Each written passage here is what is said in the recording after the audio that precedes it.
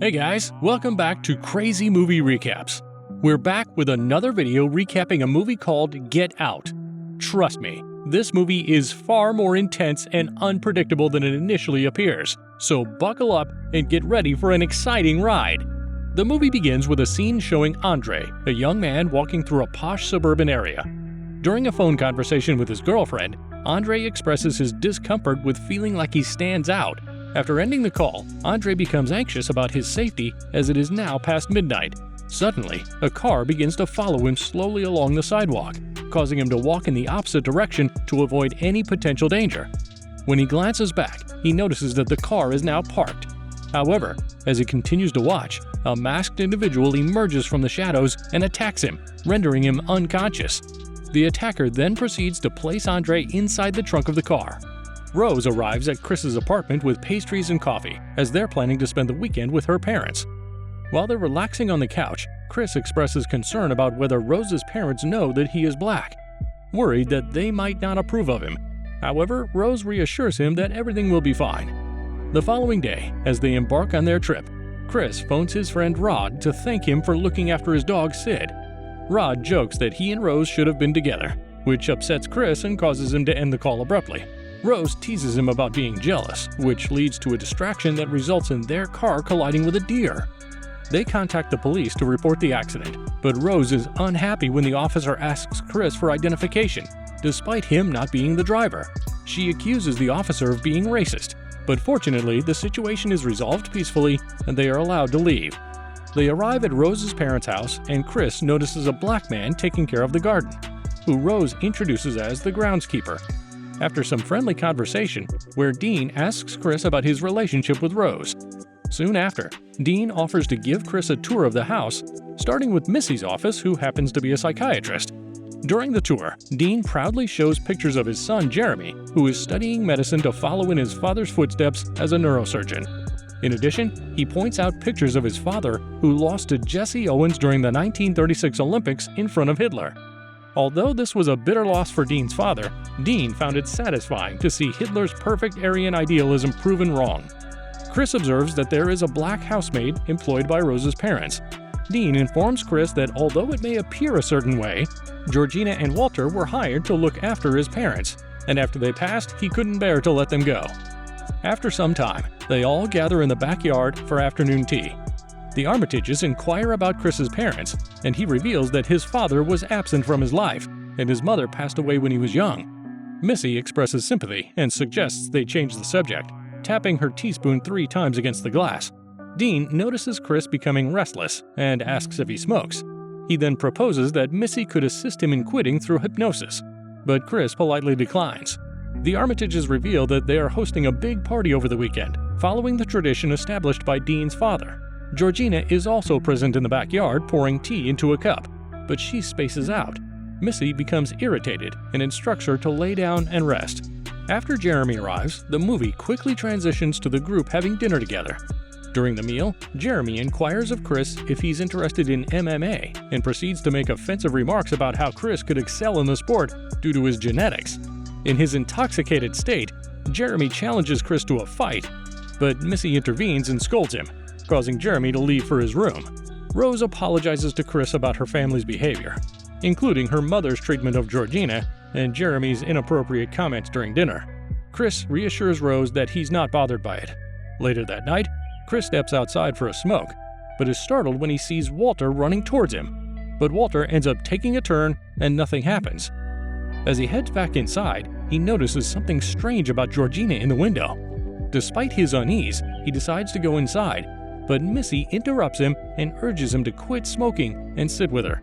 As Chris takes a seat, Missy offers to explain how hypnosis works to Chris. However, Chris responds by sarcastically asking if she uses pocket watches to hypnotize her victims.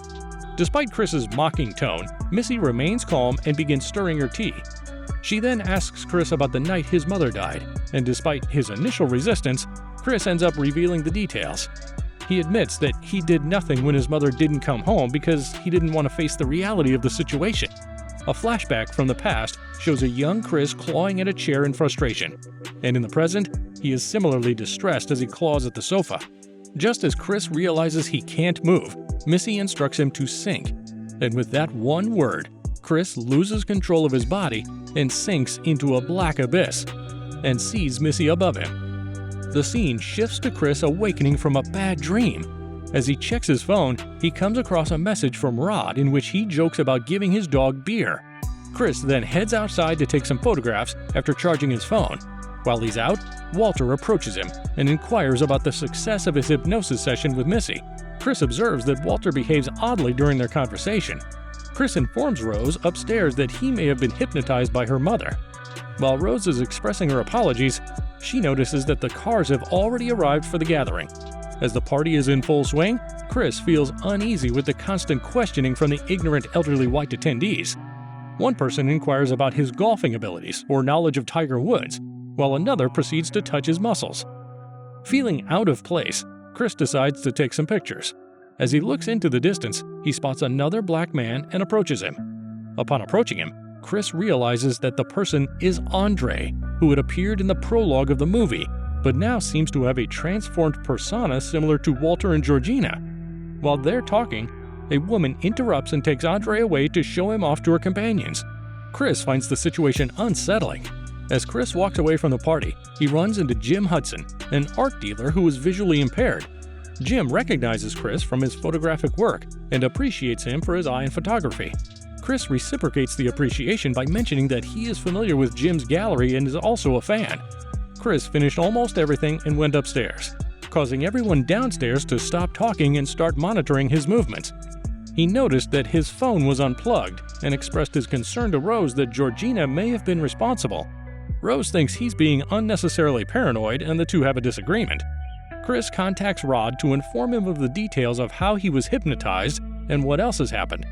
During the conversation, Rod makes a joke suggesting that Missy may have hypnotized all the black people to be her sexual servants. This comment upsets Chris, causing him to abruptly end the call. As he does so, Georgina approaches him, apologizing for unplugging his phone. Chris reassures her that it is not a big deal, but also mentions feeling uneasy about the abundance of white people around. Georgina becomes emotional, trying to say something, but only managing to shed tears. The whole interaction gives Chris an ominous feeling. Chris descends the stairs and is approached by some guests who inquire about the African-American experience. Chris lets Andre answer the question, but as he's doing it, he sneaks a picture. The sudden flash causes Andre's nose to bleed, and he screams at Chris to leave immediately. Andre is ushered away, while Chris is informed that Andre had a seizure triggered by the camera flash. After some time, Andre emerges from Missy's office, apologizing for his earlier outburst. Rose realizes that Chris is disturbed by the incident and takes him for a walk. During their walk, Chris confides in Rose that he doesn't believe Andre had a seizure, as he has witnessed the same phenomenon happen to his cousin. Chris then tells Rose that he wants to leave, regardless of whether she accompanies him or not.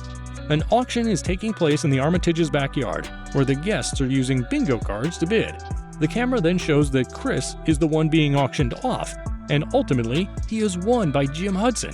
Returning to Chris and Rose, they have a heart-to-heart conversation where Chris discloses that his mother actually survived the initial incident, but he regrets not having called for help, as he might have been able to save her.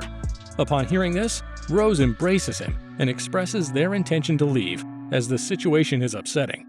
Chris sends a picture of Andre to Rod once he reaches home. Rod immediately calls Chris back to inform him that Andre used to work with an acquaintance of theirs and has been missing for several months. Chris admits that he recognized Andre, but noticed a drastic change in his behavior. Furthermore, Chris informs Rod that Andre attended the gathering with a woman who was 30 years older than him. Upon learning this, Rod advises Chris to leave the premises immediately. After Chris informs Rose of their departure, they begin to pack. While going through a closet, Chris discovers snapshots of Rose taking selfies with her ex-boyfriends, including Walter and Georgina. He comes across a photo of himself and Rose at the end. Upon seeing Rose, Chris becomes nervous and says that he was simply searching for his camera. Both of them head downstairs, where Rose becomes anxious about locating the car keys. Meanwhile, Dean, Missy, and Jeremy also gather downstairs, and they all start to close in on Chris. To Chris's surprise, Rose is also involved in their plan and admits that she had the keys with her all along. Chris attempts to flee, but Missy strikes her teacup with the spoon 3 times, causing Chris to collapse. As a result, Chris finds himself in a state of helplessness, unable to control his own body. Upon awakening, he finds himself strapped to a chair in a creepy room. A pre-recorded message featuring a man named Roman Armitage plays on the television, informing Chris about the coagula procedure and how he has been selected based on his genetic makeup. However, Chris soon goes unconscious by the sound of a spoon stirring in a teacup. After returning home, Rod attempts to contact Chris multiple times, but receives no response. Frustrated, he turned to the police and explained the entire situation. However, the police were unconvinced when Rod claimed that Rose's family was abducting black individuals and using hypnosis to enslave them.